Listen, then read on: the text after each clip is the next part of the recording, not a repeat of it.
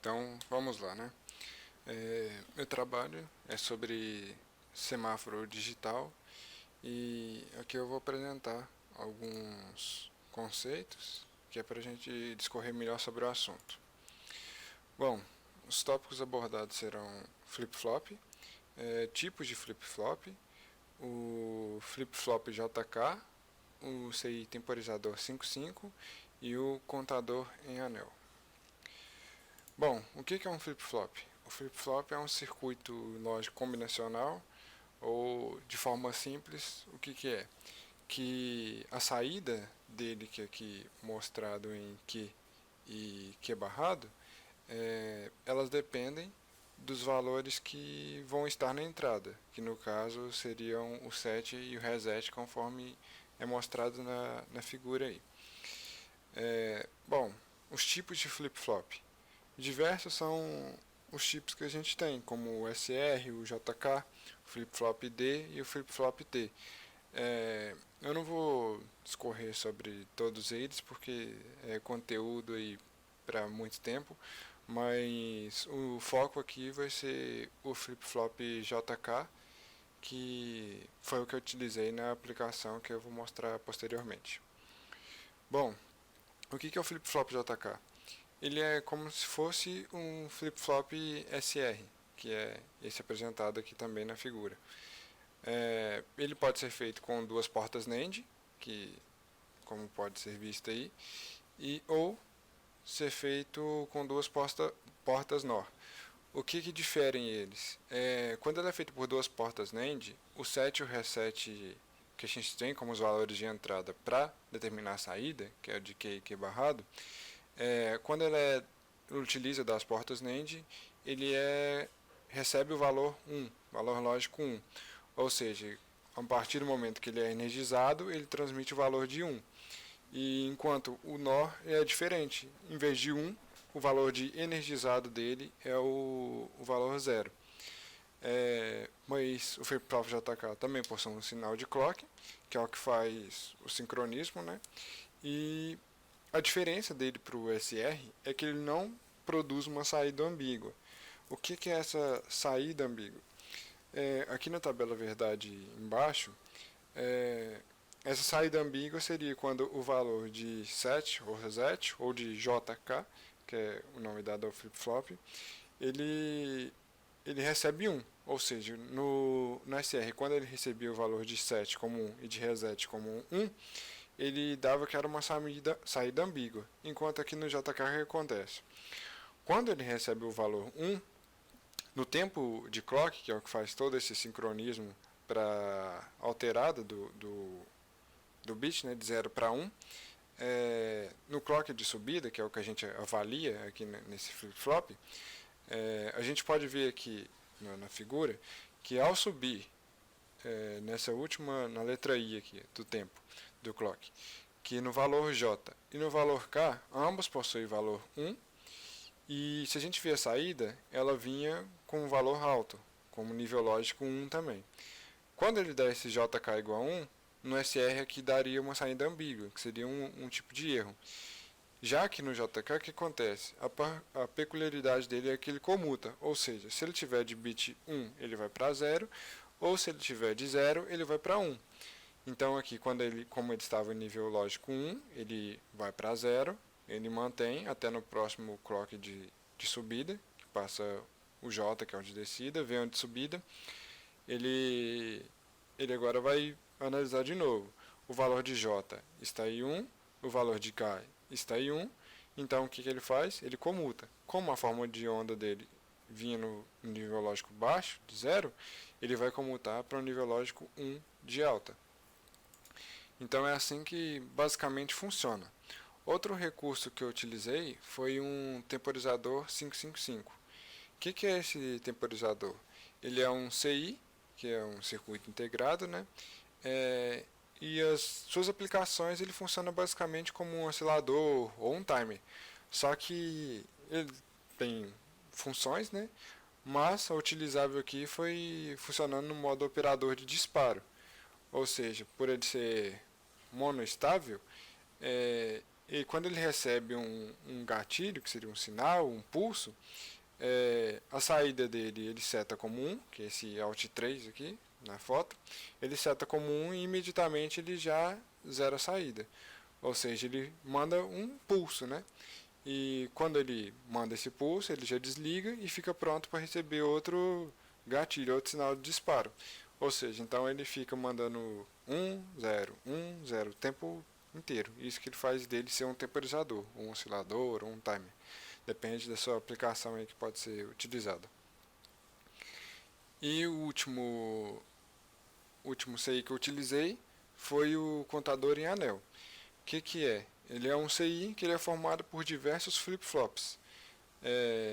Ele é utilizado para sequências cíclicas de tempo, né? Ou seja, a cada momento ele vai energizar uma saída. Ele pode ser síncrono e assíncrono, que a diferença entre eles é que o síncrono ele utiliza um sinal de clock para todos os flip-flops, enquanto o assíncrono ele possui um sinal de clock que ele é dividido até o último flip-flop. Aqui um exemplo da figura que eu achei bem interessante, por ser um contador em anel, é por causa desse formato. Ou seja, ele está 00, né? Ele passa o bit 1, e aqui ele vai fazendo toda a contagem em anel até chegar no 1, que é o máximo da figura que é representada, né? Mas isso depende de quantos bits possuía o CI. E assim ele zera e começa todo de novo, ou seja, então ele fica em um ciclo, que é basicamente o que ele é, e a cada momento ele temporiza uma dessas bolinhas como energizada. E é isso que faz ele ser um contador em anel. Então, aqui agora eu vou passar por alguns exemplos, que vai ficar até mais fácil a compreensão desses conceitos abordados. Bom, aqui eu tenho o primeiro exemplo que eu criei para resolver esse esquema de todo o semáforo. Como está rodando aí, né, vocês podem ver que, primeiramente, aqui eu utilizei um flip-flop JK, que ele vai funcionar no sistema de timer. Ou seja, a saída dele vai ficar como um disparador de 1 e 0 e toda hora vai ficar mandando um pulso de clock para esses 4 flip-flops D que eu utilizei. Então, como é que funciona isso? Quando ele recebe essas saídas, eles vão energizando, conforme é possível ver a simulação aqui. Eu utilizei também de 2 portas AND para os sinais vermelhos e verdes, de ambos os semáforos. Só que aqui ele funciona num esquema muito fácil de ser resolvido. Outro esquema também que pode ser citado também é resolver esse mesmo problema utilizando um Arduino. Seria até praticamente muito mais fácil de ser resolvido.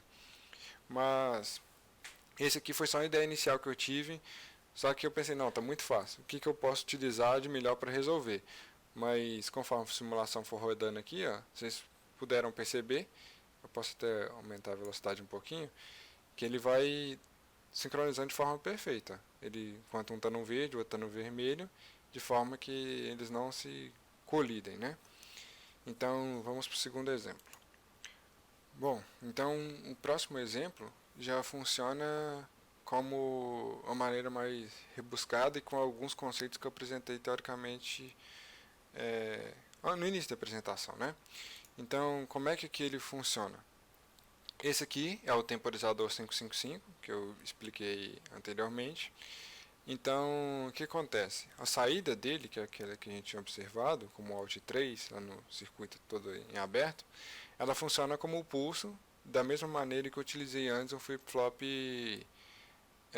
o JK, que ele fazia o pulso para setar os dois flip-flops, os 4 flip-flops D que eu utilizei.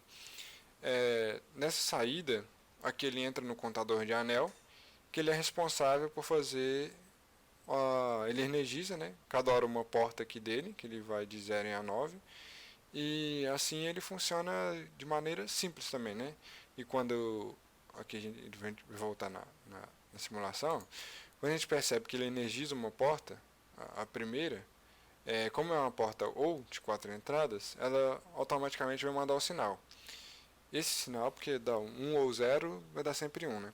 Esse sinal vai transmitir da forma que um eu liguei no semáforo no sinal verde e o outro eu liguei no sinal vermelho, que são ambos conectados por uma porta U, que aqui depois vai ser outro esquema que é o do sinal amarelo. Dessa maneira ele energiza os dois da mesma lógica oposta, enquanto um fica vermelho, o outro fica verde. E vice-versa, né? Quando um fica verde, o outro tem que ficar vermelho. De forma que, continuando a simulação, ele vai energizando cada porta aqui, isso aqui é um timer, que ele basicamente funciona, que ele pode ser setado por esse capacitor aqui, que quanto maior maior a capacitância, vai ser mais lento, que vai ser esse processo. Então, quando ele passa para o sinal amarelo, aqui a gente vê que ele energiza o sinal amarelo e no outro ele vai preparar para fazer o processo contrário, que um vai entrar para vermelho e o outro vai entrar para o sinal verde. Eu estou falando só passo a passo aqui para ficar mais simples de entender. Enquanto ele energiza a outra porta aqui saindo do contador em anel, a gente vê que é a mesma lógica desse primeiro, só que apenas em lugares opostos, né? Enquanto esse primeiro é responsável pelo vermelho e o verde desse primeiro sinal, esse outro é responsável pelo vermelho e o verde desse segundo sinal aqui. E assim ele funciona, ou seja, que com o passar do tempo ele vai energizando cada porta, na hora que chega no amarelo ele entra nessa outra porta aqui que vai energizar o sinal amarelo de um lado e o vermelho do outro, e assim ele vai voltar, porque ele funciona em formato de anel, conforme eu expliquei lá no slide. Então, só mais um momento da simulação aí.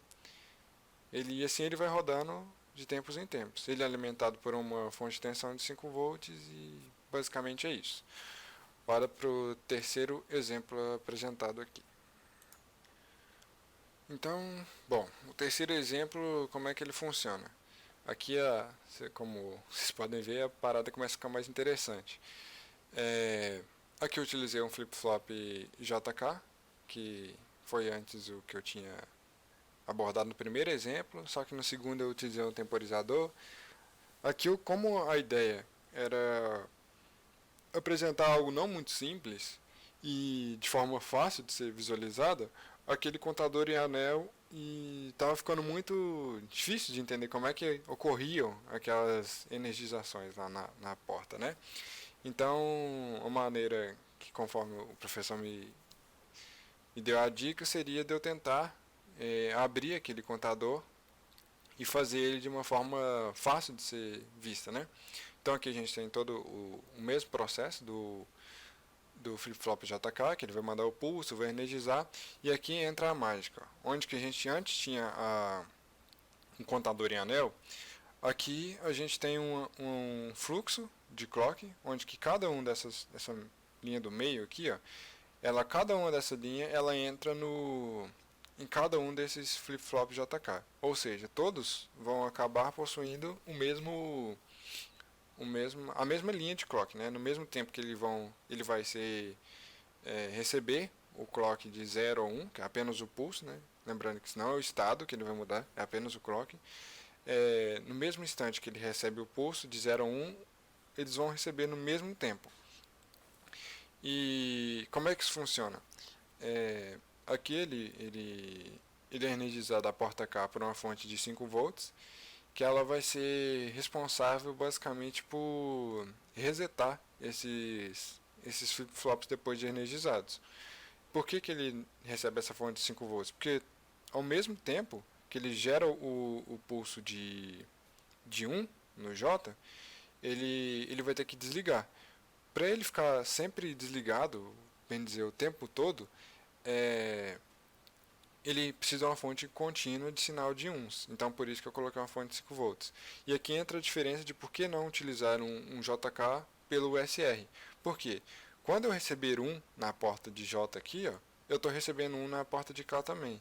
Se eu usasse o SR, isso aqui daria uma ambiguidade. Ou seja, isso aqui não seria possível. E a diferença do JK é porque, como foi visto na tabela verdade, quando ele recebe o J e o K como 1, ele comuta. Ou seja, se ele tiver de 0 ele vai para 1, se ele tiver de 1 ele vai para 0. Aqui que vai setar qual dessas portas vai ser energizada. Então, aqui eu vou fazer a simulação, deixar para rodar aqui. Então aqui, ó, como vocês podem ver, as portas energizadas são em verdinho e as que são não energizadas são assim em branco. Você pode ver que a cada momento que passa um ciclo de timer, ele vai mudar todas as portas, né? Aqui cada um vai recebendo um sinal de energizado e todos estão sendo resetados por causa dos 5 volts da fonte aqui do carro. Então, e outro detalhe, né? A saída do Q barrada ela é ligada a uma porta AND, que eu coloquei aqui. O que acontece? Quando todas recebem o valor 1, ela energiza o J de novo, porque isso vai formar um ciclo toda hora. Então, um ciclo toda hora não, né? Vai formar um ciclo. Então assim ele vai funcionando, ó, que cada minuto cada ciclo de tempo que passa, né, um flip-flop é energizado, assim o sinal é mandado para as portas AND e segue a mesma ideia que eu expliquei no exemplo anterior, que eu tinha aqui o CI55 e aqui o contador em anel. E esse é basicamente o resultado do trabalho final. Então, agora aqui para ficar melhor, né, a ser utilizado, eu só mudei um fator aqui que vocês vão ver no próximo e último exemplo. E por fim, esse aqui é o resultado do trabalho final. Ou seja, onde que a gente utiliza um CI 555, que ele é responsável por fazer o sinal de clock, né, de entrada aqui dos flip-flops. Aqui foi onde que eu utilizei o contador em anel, só que para ficar mais fácil o entendimento ele está aberto. E essa é a única diferença desse para o que foi apresentado anteriormente. Ele vai funcionar da mesma forma, mandando um pulso o tempo inteiro, como você pode ver aqui na saída, e de forma que ele vai alterando e os sinais vão funcionar de forma perfeita, enquanto um está em verde, o outro está em vermelho e vice-versa. No sinal de pedestre a gente não tem o sinal amarelo, mas aqui foi só uma abstração do problema, né, como funciona. Mas basicamente é isso.